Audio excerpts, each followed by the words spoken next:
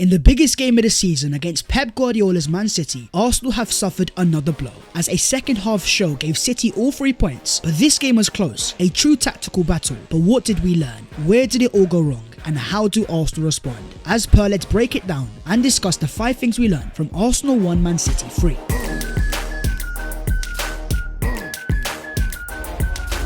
Yo, what is going on, guys? My name is Babs14. Welcome back to your boys channel. And defeat again at the Emirates Stadium. This time it was a big one, but we have so much to break down. So smash a like if you enjoy, subscribe to the channel if you are new, and let's get straight into it. Starting off with the defense getting bullied. If Arsenal were ever going to win this game, the defense had to be on point, and they could not make a mistake. But under the pressure, Takahiro Tomiyasu unfortunately slipped up. He gave the ball to Kevin De Bruyne, who placed it into the back of the net. Sublime finish it may be, but in a title race you can't make any mistakes. It's fine margins, and that proved costly. But why was Tomiyasu starting over Ben White in the first place? It seems that Mikel Arteta has recognised that Ben White's recent form hasn't been up par, and the ability of Jack Grealish. Mikel Arteta paid his respects, and like we've seen in the past, he's not scared to throw Tomiyasu in a big game, with a prime example being against Liverpool at the Emirates. But in this game, Tomiyasu made a mistake, and Tomiyasu was unable to adapt. Not only at fault for the first goal, but even his involvement in the second. Unaware of the position of Jack Grealish, Man City were very clever. They opened the space up,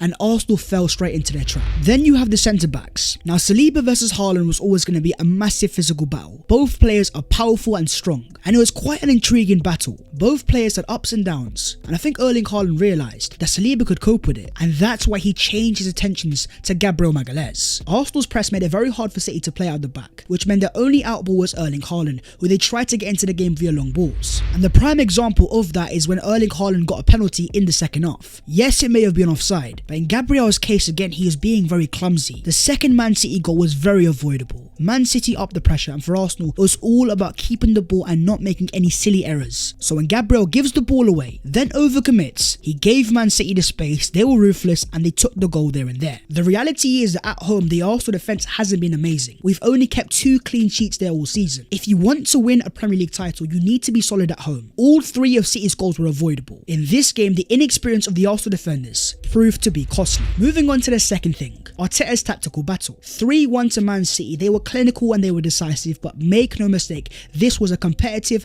and very close game. As the XG shows, Arsenal 1.75, Man City 1.77. In the first half, Mikel Arteta got the better of Pep Guardiola. Arsenal were the far dominant team. They were making opportunities and playing through Man City's press. In fact, even Pep Guardiola admits that in the first half he got his tactics wrong, and Arsenal had all of the tactical advantages. They were exploiting Man City. So when Arsenal get their penalty, it felt like it was about time. And as the overall stats show, 63% of the ball, 546 passes, 57% of the field tilts, 42 final third entries, and a 2.3 expected threat created. Very few teams, if ever, have dominated a Man City team on the ball like this, with 36% of the ball, a 72% passing accuracy, and 219 passes completed, the lowest ever in Pep Guardiola's Premier League career. Even as Jack Grealish says, if I'm honest, I don't think we played that well. I think Arsenal played better than us, and they were the better team. As Guardiola says, Arsenal are a really, really good team. It was going so well, Arsenal fans were starting to believe, but where did it all go wrong?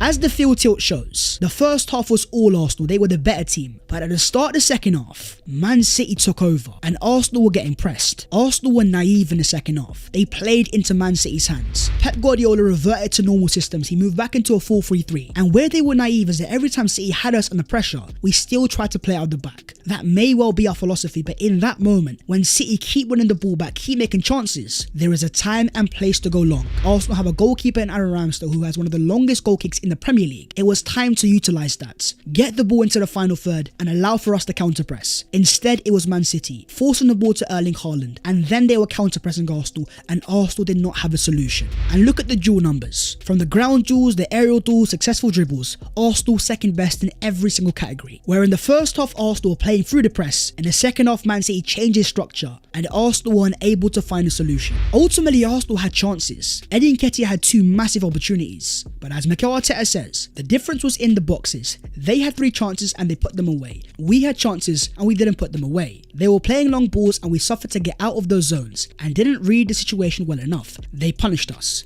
Everything has gone in Arsenal's favour this season. In every game they have found a solution. And even in this game they had the tactical advantages. In the first half, Mikel Arteta had Pep Guardiola's number, but in the second half when Man City posed us a different question, the Arsenal team was unable to find a response. But this was a game that was lost on fine margins, mistakes, and the inexperience of this Arsenal team, especially in a massive game like this. This shouldn't be too surprising. Man City are a team that have been there and done it. Guardiola's been there since 2016, whereas the Arsenal project is only 2-3 years old. These players are not used to this environment. For many of these young players, this is their first ever experience. City's experience and the tough moments came out on top. Moving on to the third thing, Arsenal's left side problem. Game after game now, the left-hand side of Zinchenko, Saka and Martinelli simply is not functioning. In the case of Granit Xhaka, in the second half we saw his limitations. When City applied the pressure and they went man-to-man, the lack of a ball carrier on the left-hand side made it very difficult for Arsenal to find a way out. And where Man City have Ilkay Gundogan, Bernardo Silva and Jack Grealish, players that thrive playing under pressure, Xhaka's not that profile. And when you play an inverted left-back like a Zinchenko, sometimes they're both in the same zone. It can make that left-hand side very congested. And even in the final third, just moments before Man City score the second goal, here's Granit Xhaka in the final third, where Arsenal have played through Man City's press, and he's got two options of Martinelli and Nketiah. A chance to maybe make it 2-1, but Xhaka wasn't able to find the pass. He has been fantastic for Arsenal this season. There is no denying that he has really upped his game. But in fine moments, his lack of an attacking instinct is maybe holding the Arsenal attack back. It's getting to the stage where we might have to ask the question, despite Xhaka's reliability, for this Arsenal team to level up one more time, do we need another more attack-minded number 8 on the left-hand side? But what about Gabriel Martinelli, who was unable to make a difference in this game? Yet Mikel Arteta still waited a very long time before bringing on Leandro Trossard, who looked sharp and made an impact straight away. Many people are going to question, why is Trossard not starting over Martinelli? Trossard is more of a pure wide forward, whereas Martinelli excels a lot more centrally. Now that is amazing alongside Gabriel Jesus, but when he's playing alongside Eddie Nketiah,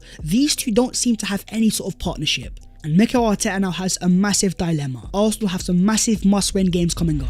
Does he trust upon Gabriel Martinelli or throws in Leandro Trossard? The left-hand side right now isn't working to maximum level, and for Arsenal it's proven to be costly. Comment down below, what do you guys believe is the solution of the left-hand side, and what changes do you think Mikel Arteta needs to make going into the future? Moving on to the fourth thing, Saka and Jorginho step up. Going into this game, Arsenal fans were panicking after the breaking news that Thomas Partey was not seen arriving with the first team. But as David Ornstein says, Thomas Partey trained with his Arsenal teammates on Tuesday and was expected to start, but a late injury setback saw him miss out, although the injury is not thought to be serious. Without their main number 6, all attentions turned to Jorginho. And before the game, a lot of Arsenal fans had already given up, not trusting upon Arsenal's January signing. But let's not lie about it, Jorginho was one of our better players. And in the first half, 31 out of 34 passes, 3 passes into the final third, 2 accurate long balls, 1 chance created, 3 interceptions, the most on the pitch, 6 recoveries and 1 tackle. And he showcased to Arsenal fans that he definitely has ability, especially on the ball. His pass selection was on point. And a reminder to Arsenal fans that even though Partey is so important, there is a reason why Mikel Arteta has signed Jorginho. He is a more than good enough backup.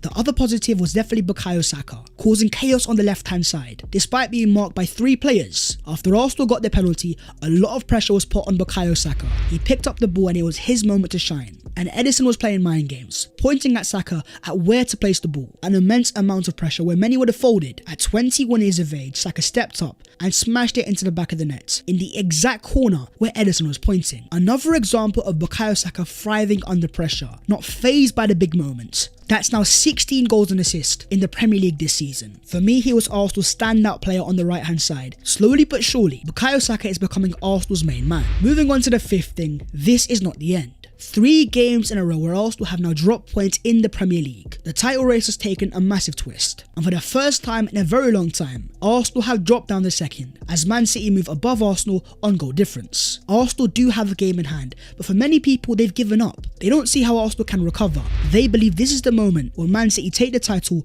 and run away with it. And to be quite honest, our form in 2023 hasn't been amazing. Winning 3 out of their first 4, they have now gone 4 games in a row without a win. And I can totally understand understand why Arsenal fans are concerned. The hopes of a title were given to us, and hope's a dangerous thing. A lot of Arsenal fans have PTSD, especially from last season, where top 4 was in our hands and we bottled it. But let's remind ourselves, we're still in February, and most certainly a title is not won this soon. We take responsibility from today's results, but more importantly, we need to learn. Here's the games to come. It's Aston Villa away, Leicester away, Bournemouth at home, a Europa League round of 16 first leg, Fulham away, and then a second leg of the Europa League. We have to give these players the benefit of doubt, and that's simply because they got us here in the first place. They proved to us that they can be a fantastic team, but it's in these moments where as supporters, we've got to be very careful. We've not come this far to give up now. You don't throw in the towel. And according to reports, Josh Kroenke went into the Arsenal dressing room after the full-time whistle tonight. The benefit of having young players is that they're fearless, but this is where champions are made.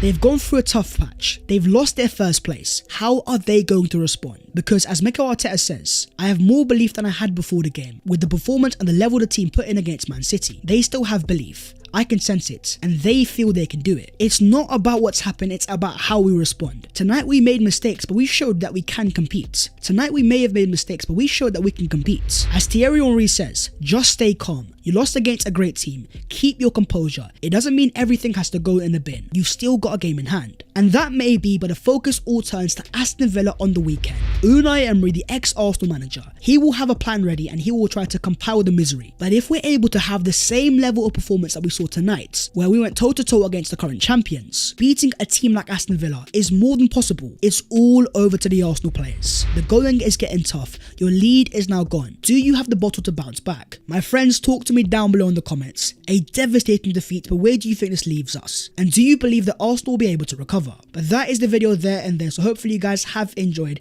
If you have, smash a like and also subscribe to the channel if you are new. If you want to follow your boy on all of his social medias, then the links are down below in the description. But that was the 5 things we learned from Arsenal 1, Man City 3. It wasn't meant to be, but it's not over just yet. We're still in February. Arsenal, can you bounce back? Do you have the nerve? Do you have the bottle? It's over to you, my friends, and I will see you next time. Take care and in a bit.